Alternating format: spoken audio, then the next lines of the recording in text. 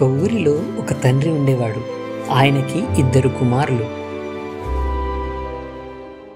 అందులో చిన్న కొడుకు తండ్రితో ఆస్తిలో నాకు వచ్చు భాగం ఇవ్వండి అని అన్నాడు. అప్పుడు తండ్రి బాధపడ్డాడు.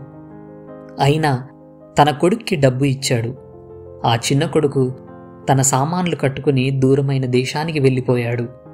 ఆ కొత్త దేశంలో అతను డబ్బంతా ఖర్చు చేసి సంతోషంగా పార్టీలు చేసుకుంటూ ఉండేవాడు.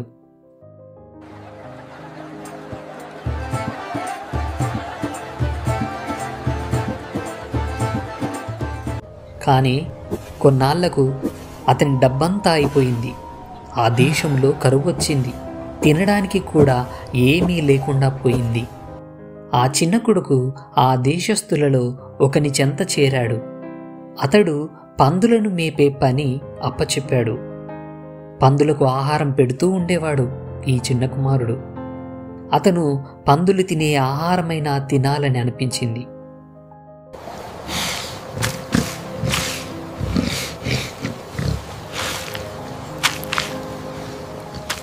కానీ ఎవరు కూడా అతనికి తినడానికి ఏమీ ఇవ్వలేదు. ఒకరోజు అతనికి అర్థమైంది, మా తండ్రి ఇంట్లో పనివాళ్ళకి బోలెడంత మంచి ఆహారం ఉన్నది. నేను పెద్ద తప్పు చేశాను. నేను నాన్నని వదిలిపెట్టి వచ్చేశాను. ఇప్పుడే వెళ్ళి, తండ్రి, నేను పరలోకమునకు నీకు విరోధంగా పాపం చేశాను.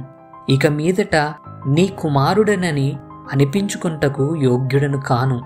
నన్ను మీ కొడుకుగా కాకుండా ఒక పనివాడిగా పెట్టుకోండి అని అడగాలని తను నిశ్చయించుకున్నాడు. గుండెలో ధైర్యం తెచ్చుకొని అతని ఇంటికి తిరిగి బయలుదేరాడు. అతను ఇంకా దూరంలో ఉండగానే తండ్రి అతన్ని చూసి కనికరపడి సంతోషంతో పరిగెత్తి వచ్చి అతన్ని గట్టిగా కౌగిలించుకొని ముద్దు పెట్టాడు. ఆ కుమారుడు, తండ్రి, నేను పరలోకమునకు విరోధంగాను నీ ఎదుట పాపం చేశాను. ఇక మీదట నీ కుమారుడనని అనిపించుకుంటకు యోగ్యుడను కాను అని అన్నాడు. అయితే తండ్రి తన దాసులను చూచి, నూతన వస్త్రములు తీసుకుని వచ్చి నా కొడుకుకి తొడిగించండి, చేతికి ఉంగరం పెట్టండి, కాళ్ళకి చెప్పులు వేయండి, క్రొవ్విన దూడను వధించండి, మనం విందు చేసుకుందాం. ఎందుకంటే నా కొడుకు చనిపోయి మరలా బ్రతికెను, తప్పిపోయి దొరికెనని చెప్పెను. అంతట వారు సంతోషపడసాగిరి. కాని పెద్ద కొడుకు పొలం నుండి వచ్చి జరిగినదంతా తెలుసుకొని కోపంగా ఇలా అన్నాడు, నాన్న, నేను ఎప్పుడూ ఇల్లు వదిలిపెట్టలేదు.